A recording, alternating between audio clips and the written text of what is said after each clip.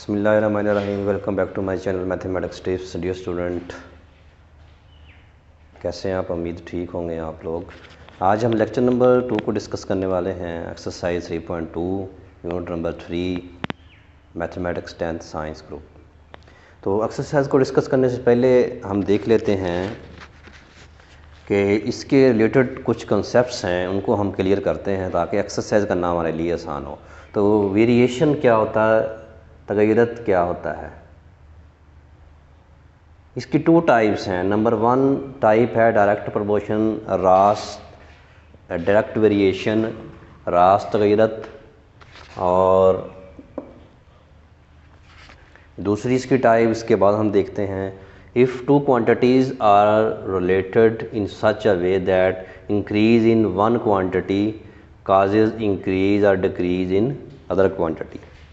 अगर एक क्वांटिटी बढ़ती है तो दूसरी भी बढ़ जाती है, फिर क्या होता है? डायरेक्ट वेरिएशन होता है।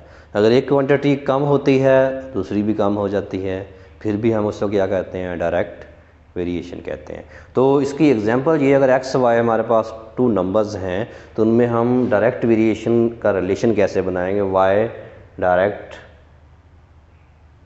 वेरिएशन है एक्स में, या वाई डायरेक्टली प्रोपोर्शनल है एक्स के। तो ये तो था हमारे पास डायरेक्ट वेरिएशन। अब हम देखते हैं इन्वर्स वेरिएशन क्या है। इन्वर्स वेरिएशन में हमने क्या करना है, ये थोड़ी सी चेंज है, यहाँ पे मैं कर देता हूँ number 2। If two quantities are related in such a way that increase. अब यहाँ पे इंक्रीज का वर्ड यूज़ होगा। Quantity increase in one quantity causes decrease in the other quantity, then this variation is called inverse variation।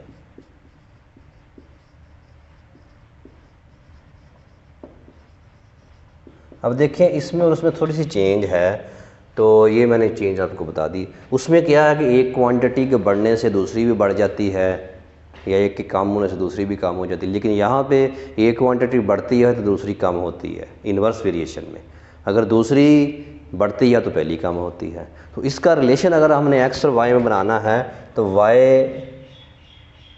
Inversely proportional है x के। तो इस तरह हम इसका रिलेशन बना सकते हैं। तो स्टूडेंट, ये डेफिनेशन जो है बहुत इंपॉर्टेंट है, तो आपने इसकी ये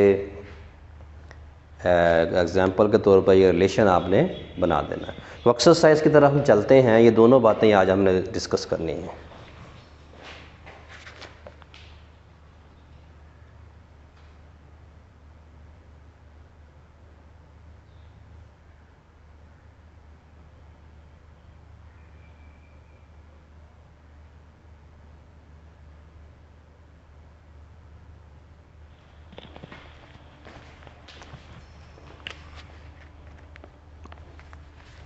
क्वेश्चन नंबर 1 को हम देखते हैं।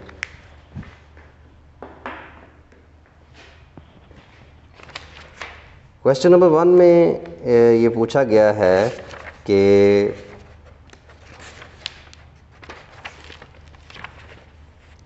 If y varies directly as x. अगर वाई और एक्स में जो रिलेशन है वो डायरेक्टली है, and y is equal to 8 when x is equal to 2, then find the value of something. Parts जो हमें दिए गए हैं वो हमने देखने हैं। क्वेश्चन नंबर 1, y डायरेक्टली है x के, या इसको इस तरह भी लिख सकते हैं x डायरेक्टली है y के। दोनों ही सूरतों में हम ये रिलेशन बना सकते हैं।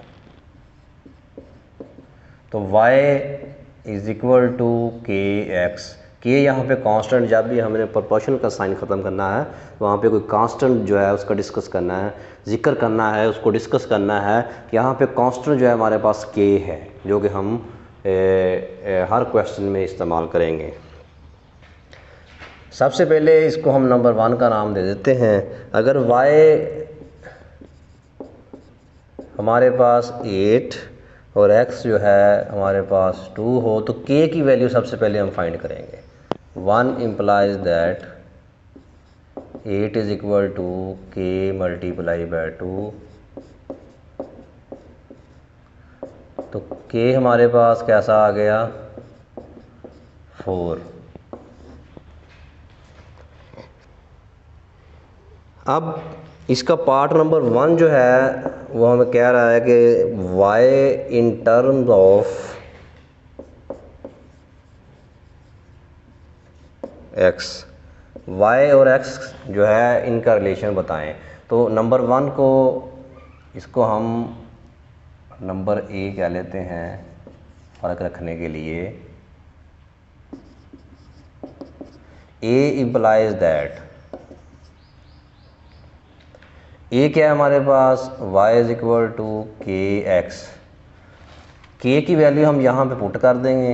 Implies that y is equal to 4x। तो ये रिलेशन हमें बताता है कि जो हमने फाइंड करना था x और y का रिलेशन, x और y का रिलेशन। ये कांस्टेंट हो सकता है साथ, लेकिन ये रिलेशन शो कर रहा है कि ये रिलेशन x और y का है। नंबर 2 में ये पूछा है y फाइंड करें अगर x हमारे पास 5 हो। तो फिर रिलेशन नंबर a को हम यूज़ करेंगे। a implies that y is equal to k x, y is equal to k x. y हमने फाइंड करना है, k हमारे पास कितना है 4 है और x कितना है 5 है। तो इस तरह y की वैल्यू कितनी आ गई 20।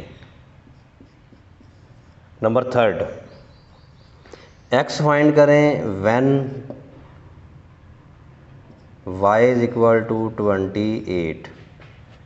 तो a implies that y is equal to k x. तो y कितना है हमारे पास 28 इज इक्वल टू k कितना है 4 है और x हमने फाइंड करना है। 4 मल्टीप्लाई इधर आगे डिवाइड हो जाएगा लेफ्ट हैंड साइड में। तो x इज इक्वल टू 7 हमारे पास आंसर आ गया। इस तरह हमने ये पहले क्वेश्चन के तीनों पार्ट सॉल्व किए। क्वेश्चन नंबर 2 बिल्कुल सेम है। ये स्टूडेंट आपकी प्रैक्टिस के लिए छोड़ रहा हूँ। इसी तरह आपने इनके रिलेशन बनाने हैं।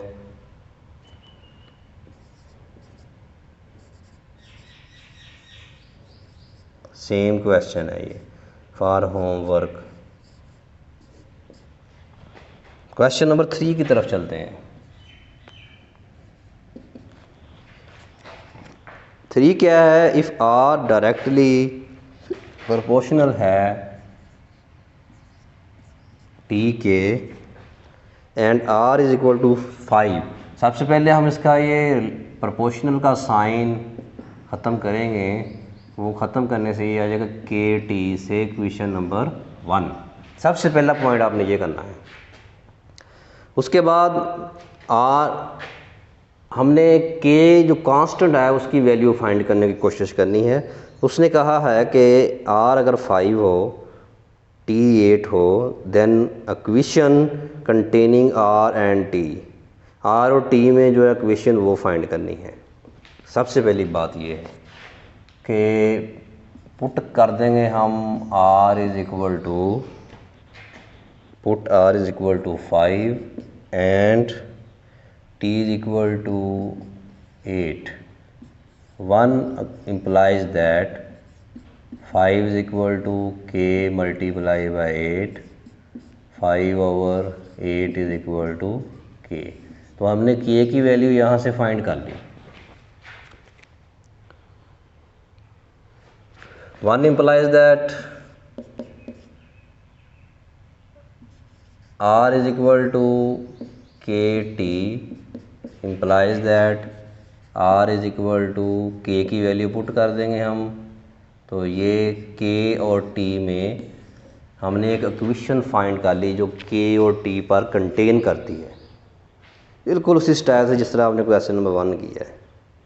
Also find r. Now r हमने फाइंड करना है अगर टी हमारे पास कितना हो 64, 1 implies that R is equal to KT। R कितना है, K कितना है हमारे पास 5/8 और T कितना है 64। तो इस तरह हमारे पास जो R की वैल्यू 40 आ गई। अगेन वो कहता है find T if R is equal to 20। फिर हम इक्वेशन नंबर 1 को यूज़ करेंगे। 1 इक्वेशन क्या है, R is equal to KT। इसमें से हम R की वैल्यू T की वैल्यू फाइंड करना चाह रहे हैं। T is equal to R/K। R कितना है 20 और K कितना है हमारे पास 5/8। तो इसको हम इस स्टाइल में भी लिख सकते हैं। इस तरह जो T है हमारे पास वो कितना आ गया 32। तो ये T की वैल्यू हमारे पास 32 आ गई। तो यही हमने फाइंड करना था। अब देखिए क्वेश्चन के अंदर मुख्तलिफ क्वेश्चन उसने पूछे हुए हैं। सबसे अहम काम जो है वो स्टेटमेंट को समझना है। क्वेश्चन मुश्किल नहीं है लेकिन स्टेटमेंट को समझना मुश्किल है। क्वेश्चन नंबर 4 जो है वो आपकी प्रैक्टिस के लिए मैं छोड़ रहा हूँ। बिल्कुल सिंपल क्वेश्चन है फॉर योर होमवर्क। तो नेक्स्ट हम क्वेश्चन नंबर 5 की तरफ मूव करते हैं।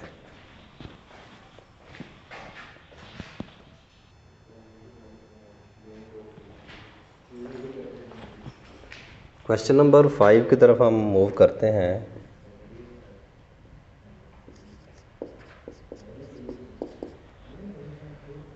If v directly proportional to r cube,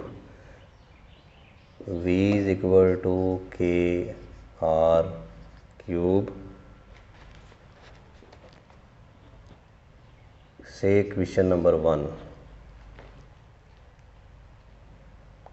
when r is equal to 3,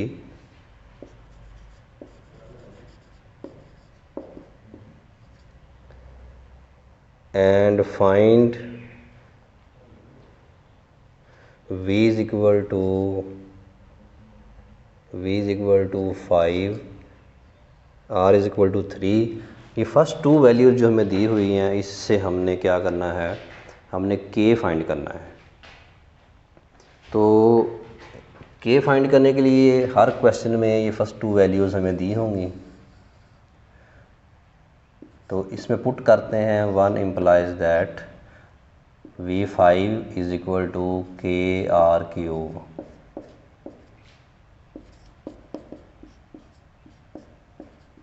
तो 27 मल्टीप्लाई इधर आकर डिवाइड हो जाएगा। तो ये हमारे पास k की वैल्यू आ गई। तो ये k की वैल्यू है तो k की वैल्यू हम यहाँ पुट करेंगे। नेक्स्ट हम देखते हैं क्या करना है। Next find the value of r if v is equal to 6 to 5। अब ये 2 वैल्यू हमें दी गई हैं। एक वैल्यू हमारे पास k है 5/27, दूसरी v है 6/25। इसमें हमने ये दोनों वैल्यू इक्वेशन नंबर 1 में पुट करनी है तो फिर हमें r की वैल्यू मिल जाएगी।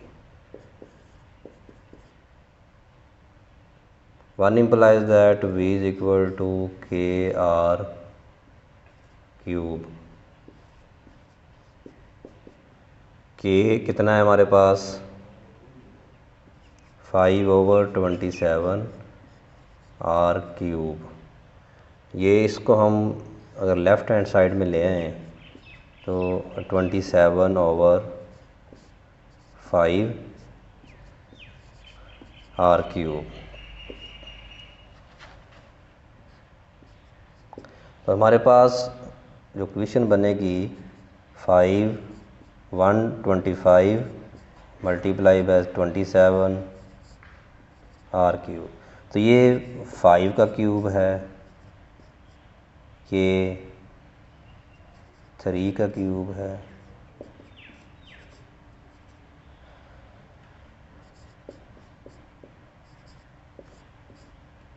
ये 3 हमारे पास आ गया r³, implies that 5 3 15,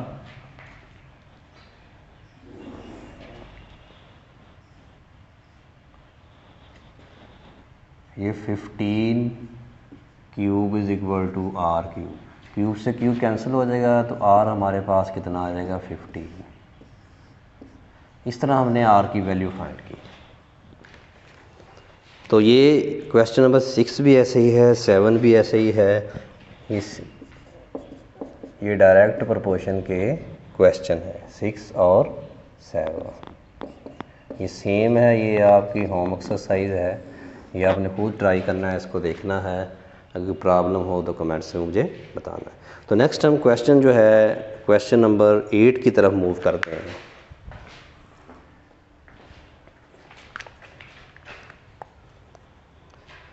question number 8 क्या है? If y inversely proportional to x,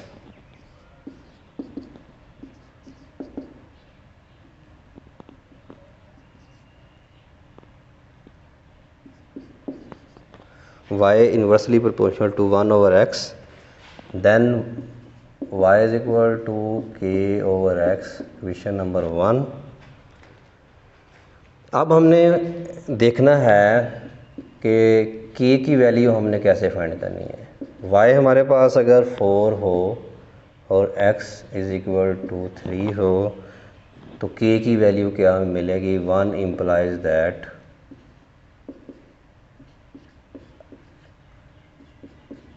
ये 4 multiply by 3 is equal to k is equal to 12।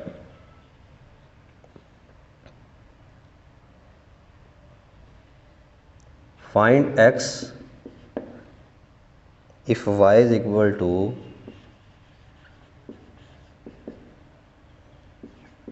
24, 1 implies that 1 क्या है हमारे पास? y is equal to k/x, k 12 है, x कितना है हमने फाइंड करना है, और y कितना है हमारे पास? 24, 12/x। तो इसको हम इस साइड में ले आएंगे, इनको कि x को इस साइड में ले आएंगे 12/24, तो हमारे पास x कितना आ जाएगा? 1/2। इस तरह हमने x की वैल्यू फाइंड की। इस तरह क्वेश्चन नंबर 9 है, वो आपने स्टूडेंट चेक करना है, सेम है।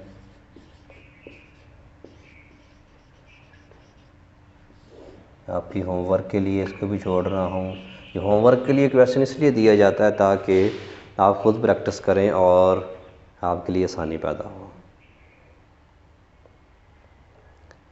क्वेश्चन नंबर 10 की तरफ मूव करते हैं।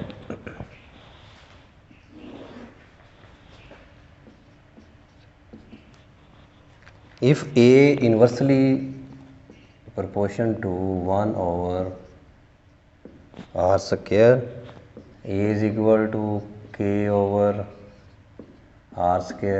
क्वेश्चन ये भी इसी तरह का है, लेकिन ये मज़ीद आपकी प्रैक्टिस के लिए, आपको समझाने के लिए मैं और क्वेश्चन कर रहा हूँ ताकि आपके कॉन्सेप्ट जो अच्छी तरह क्लियर हो जाए और जो होमवर्क के क्वेश्चन है वो आप इसको आसानी से कर सकें।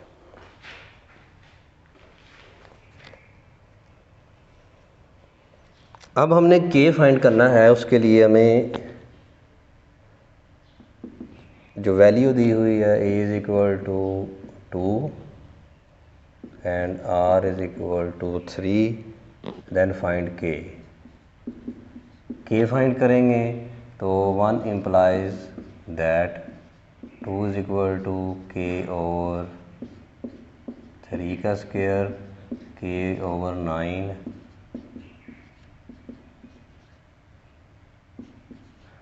k की वैल्यू हमें कितनी मिल गई 18। नेक्स्ट उसने कहा है कि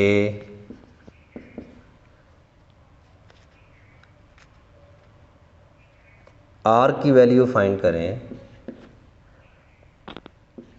अगर हमारे पास a की वैल्यू 72 हो तो।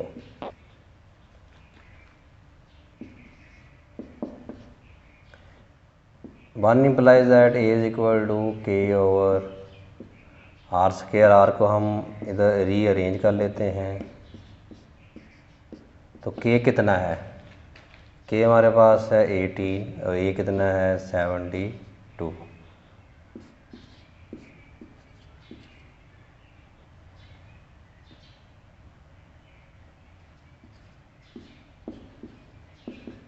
तो ये आ जाएगा हमारे पास 4।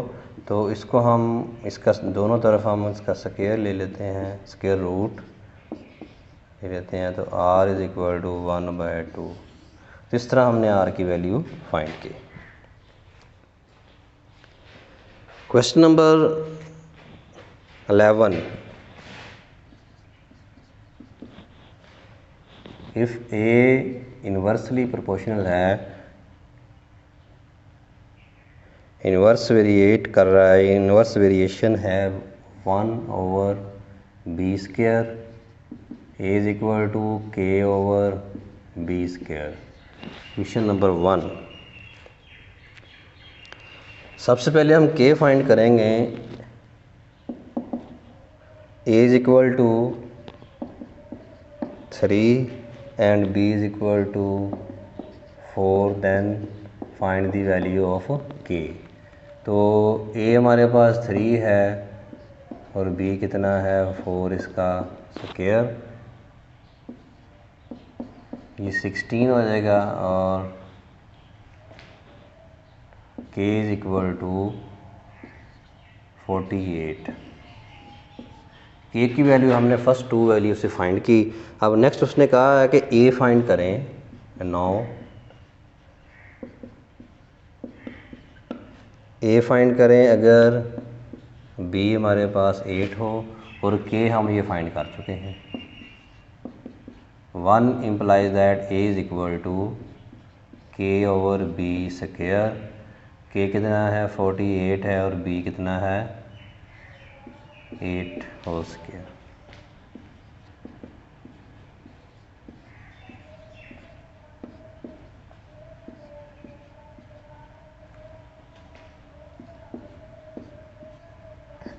तो a हमारे पास आ गया 3/4। ये हमने a की वैल्यू इस तरह फाइंड की। अब क्वेश्चन नंबर 12 और 13 जो है ये एक जैसे हैं, इसमें से मैं एक चूज़ करता हूँ। क्वेश्चन नंबर 12,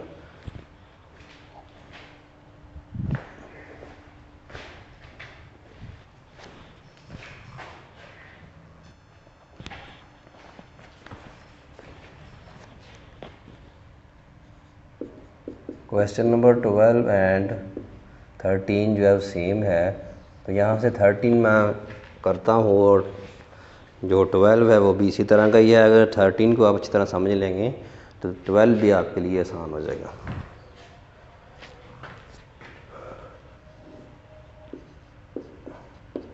थर्टीन क्या है, if m inversely proportional to 1/n cube, m is equal to k over n cube से क्वेश्चन नंबर 1। फर्स्ट 2 वैल्यू हमें दी हुई है, m is equal to 2 and n is equal to 4, then we find k। m कितना है 2 आ गया और k कितना है 4। k हमने फाइंड करना है, n कितना है 4, ये 64 आ गया। तो 64 डिवाइड है लेफ़्ट हैंड साइड में, जब है इसको हम लेके आएंगे तो ये मल्टीप्लाई हो जाएगा। तो implies that k is equal to 128। ये हमने पहले के की वैल्यू फाइंड की। Find m when n is equal to 6। इसके केस भी बना सकते हैं आप, इसको सिंपली जैसे हमने पहले किया वैसे भी कर सकते हैं। एम फाइंड करना है अगर एन हमारे पास क्या हो 6। तो 1 implies दैट के कितना है हमारे पास 128 और एन कितना है 6 का क्यूब। तो 128 उसके बाद हम 6 का क्यूब लेते हैं।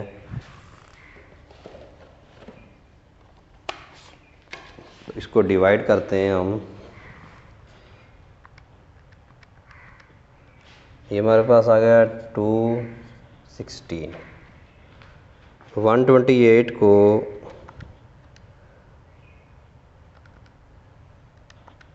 हम डिवाइड करते हैं 216 पर, तो हमारे पास जो आंसर बनता है वो फ्रैक्शन फॉर्म में आ जाएगा 2 6 2 4 2 10 और 2 8 2 32 2 3 6 2 2 4 2 5 2 16 2 2 और 4 2 7 और 14। तो ये हमारे पास आंसर जो आएगा वो 16/27 आ जाएगा।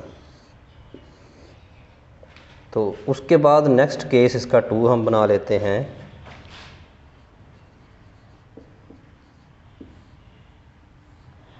If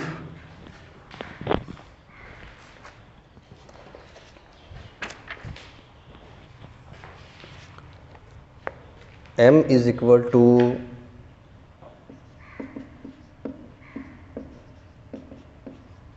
32 then find n।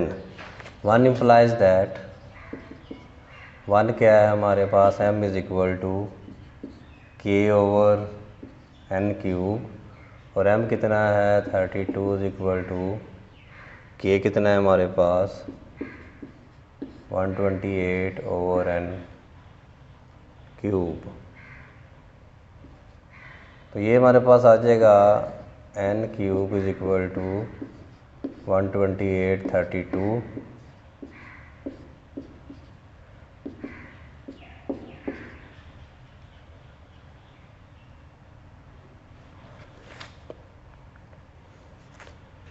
n हमारे पास जो है पहले केस में ये था कि n 6 हो तो m फाइंड करें, वो हमने फाइंड। दूसरे केस में है m 432 सॉरी यहाँ पे हमने लगाना है। तो ये 432 इसकी वैल्यू पुट करते हैं।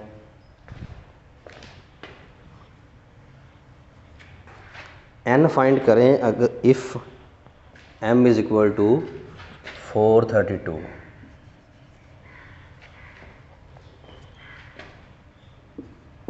Four 32 is equal to k कितना है 128 n cube is equal to 128 over